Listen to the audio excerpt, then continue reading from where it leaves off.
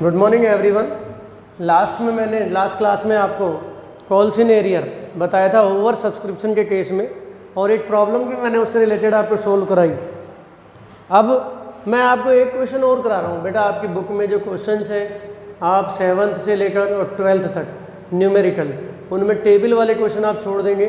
जैसे 7 क्वेश्चन छोड़ सकते हैं आप और 11 क्वेश्चन छोड़ सकते हैं। उसके अलावा बाकी न्यूमेरिकल क्वेश्चन करने स्टार्ट कर दीजिए आप। मैंने पहले भी उनकी वीडियो डाली थी, अब मैं आपको फिर बता रहा हूँ कि आप इन पर ही बेस्ड हैं वो क्वेश्चन। और आप मुझे जिन जिन क्वेश्चन में फिर भी प्रॉब्लम आ रही है टेलीफोनिक मेरे से पूछ सकते हो, मुझे मैसेज कर सकते हो आप ग्रुप में। मैं उन्हीं क्वेश्चन को बोर्ड पर सोल्व करके नेक्स्ट वीडियो में आपको सेंड कर दूंगा।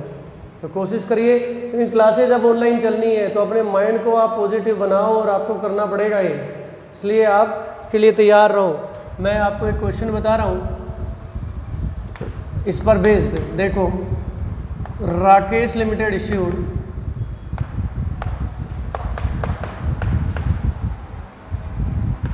20,000 equity shares at the rate of ₹10 each.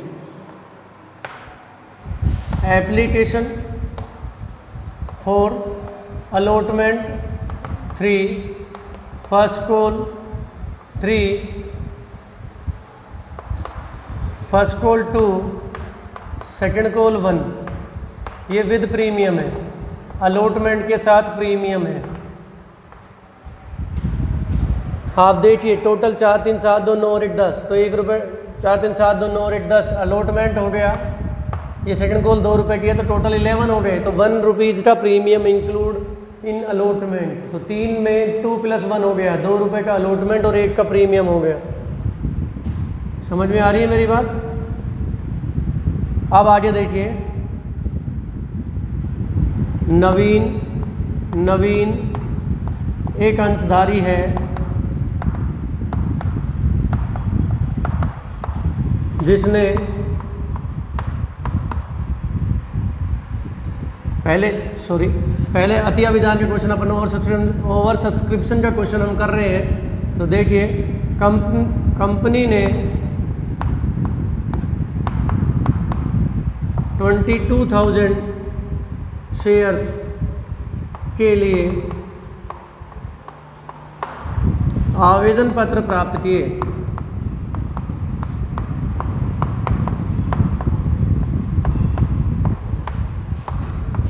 आवेदन पत्र प्राप्त किए 1,000 अंशों, 23,000 ले लेते हैं इनको। 1,000 अंशों के प्रार्थियों को मना कर दिया।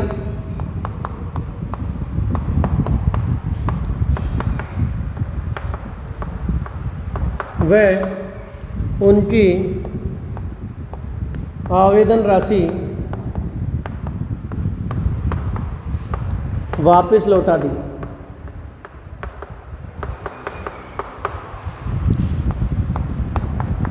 शेष को यथानुपात बंटन कर दिया। शेष को यथानुपात बंटन कर दिया। रवि एक अंशधारी है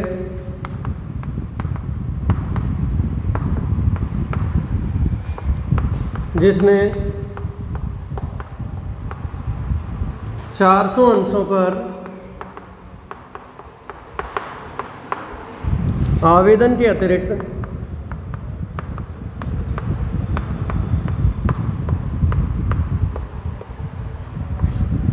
कोई धनराशि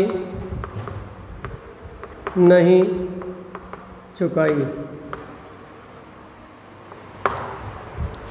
कंपनी की पुस्तकों में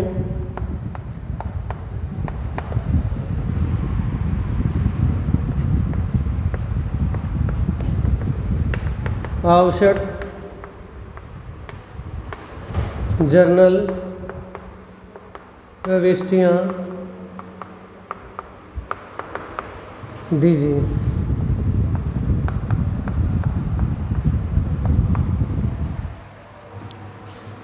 देखिए अब इस क्वेश्चन को हम स्टार्ट करते हैं।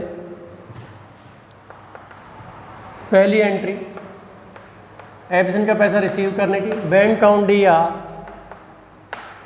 To equity share application account. इसमें हम थोड़ा सा फिगर चेंज कर रहे हैं क्योंकि कल जो लास्ट वीडियो का जो क्वेश्चन था उसमें यही फिगर थे, तो मैं यहाँ थोड़ा सा चेंज कर रहा हूँ। यहाँ हम ले सकते हैं 10,000 और यहाँ आपका आ जाएगा 13,000। तो 13,000 पर 4 के हिसाब से हमें एप्लीकेशन का पैसा रिसीव हुआ 52,000। और पहली एंट्री ओवर सब्सक्रिप्शन के केस में हम ज़्यादा वाले शेयर्स से करते हैं बेटा, तो 13,000 शेयर्स पर हमने एप्लीकेशन रिसीव की है 4 के हिसाब से 52,000 की। ध्यान देंगे मेरी बात पर। लेकिन कंपनी ने इश्यू तो 10,000 शेयर्स ही किए हैं और 13,000 पर पैसा आ गया। अब ओवर सब्सक्रिप्शन यहाँ से हमारे माइंड में क्लियर हो जाना चाहिए कि ये ओवर सब्सक्रिप्शन का केस आ गया। तो सेकेंड एंट्री वही एडजस्टमेंट वाली करेंगे। Second entry equity share application account DR to equity share capital account to bank account to equity share allotment account.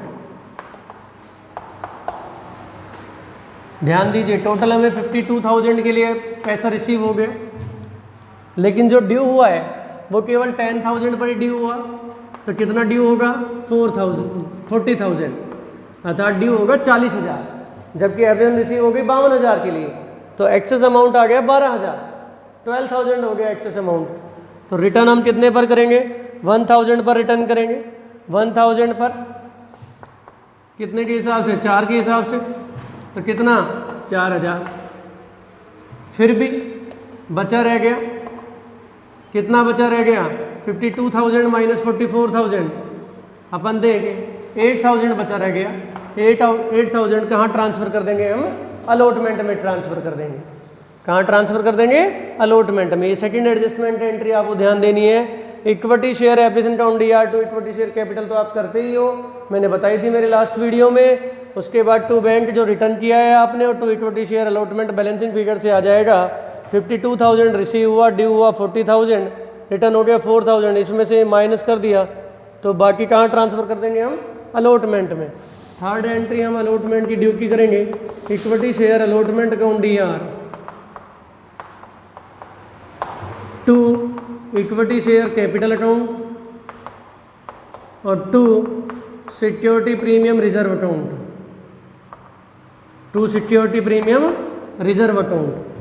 तो equity share allotment account DR, बाकी entry अब 10,000 शेयर से ही हम लेकर चलेंगे। तो equity share allotment account DR 10,000 into 3 30,000। लेकिन ध्यान दीजिए, अब यहाँ पर क्योंकि विद प्रीमियम बोल रहा है ना, तो इसका मतलब प्रीमियम अलॉटमेंट के साथ है। 4 + 3 + 2 + 2 4 और 3 7 और 2 9 और 2 11, 10 का शेयर 11 में जा रहा है तो 1 रुपये का प्रीमियम हो गया। तो ध्यान दीजिए 10,000 इंटू 30, अब इसमें 2 + 1 हो गया, तो 10,000 इंटू 2 तो कैपिटल में आ जाएगा और 10,000 इंटू 1 प्रीमियम में आ जाएगा। तो यहाँ 20,000 आ जाएगा और यहाँ 10,000 आ जाएगा। क्लियर है? अब हम रिसीव की एंट्री करेंगे। तो रिसीव की एंट्री होगी bank account DR to equity share allotment account, bank account DR to equity share allotment account. तो ध्यान दीजिए, अब हम वर्किंग नोट बनाते हैं। Working note number 1, allotment money due, allotment money due. Allotment कितना ड्यू हुआ है? ध्यान दे, तो 10,000 इंटू 3, अलॉटमेंट ड्यू हुआ कितना? 30,000, और ट्रांसफ़र होके पैसा आया है अलॉटमेंट में कितना? 8,000। आप देख रहे हो अलॉटमेंट ड्यू 30,000 हुआ, ये 8,000 अलॉटमेंट में आए हैं। कहाँ से आए हैं? ये एप्लीकेशन से आए हैं। कहाँ से आए हैं? ये एप्लीकेशन से। और ये 8,000 इस 52,000 में इंक्लूड है, इस 52,000 में 8,000 इंक्लूड है, इसके लिए बैंक पहले DR हो चुका है, तो हम दोबारा थोड़ी करेंगे। तो यहाँ 8,000 less transfer from application, transfer from application कितना ट्रांसफ़र हो गया है वहाँ से? 8,000, तो बैलेंस ड्यू कितना रह गया? बैलेंस ड्यू कितना रह गया? 22,000। बैलेंस ड्यू रह गया 22,000। अब एक शेयर होल्डर है, कौन है वो शेयर होल्डर? कौन है वो शेयर होल्डर?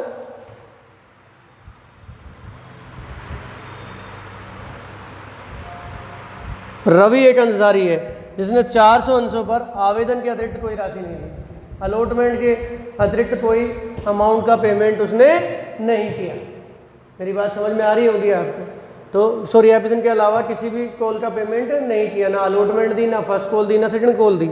कल मैंने आपको बताया था, कल मैंने लॉजिक भी बताया था और ये भी बताया था कि जब कुछ पैसा ट्रांसफ़र होके आ जाए और कुछ पैसा बाकी है तो अनपेड की कैलकुलेशन के लिए, एरियर की कैलकुलेशन के लिए, ओवर सब्सक्रिप्शन के केस में हम फॉर्मूला पुट करते हैं। क्योंकि यहाँ 30,000 ड्यू हुआ, ट्रांसफ़र होके 8,000 आया, तो बैलेंस रह गया 22,000। तो कितना ट्रांसफ़र हो? तो amount due on allotment 22,000 upon allotted shares 10,000 into number of share which share holder does not पे अलॉटमेंट मनी 400। क्लियर हुआ आपको? क्यों? 30,000 में से 8,000 ट्रांसफर होके आ गए ना। हम सीधा भी कर सकते थे, सीधा हम यदि करते हैं तो 400 इंटू 3 1200 आना चाहिए ना एरियर, लेकिन 1200 नहीं आएगा।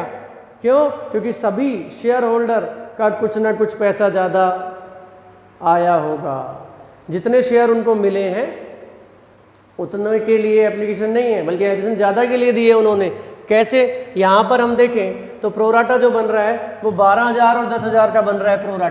प्रोराटा जो बन रहा है, प्रोराटा वो 12,000 और 10,000 का बन रहा है।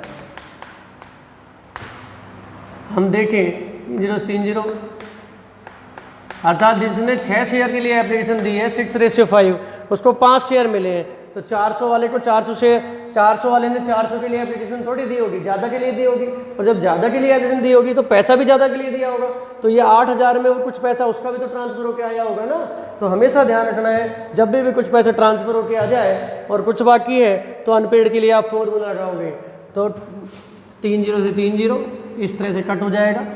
0 8 8 880 रुपये आ रहा है। यदि हम देखें तो 880 रुपये एरियर आ रहा है। और यदि हम वैसे हम कैलकुलेट कर रहे थे तो 400 इंटू 3 1200 का एरियर आ रहा था। 1200 का एरियर आ रहा था। इसका मतलब 320 रुपये इसके एक्सेस अमाउंट है।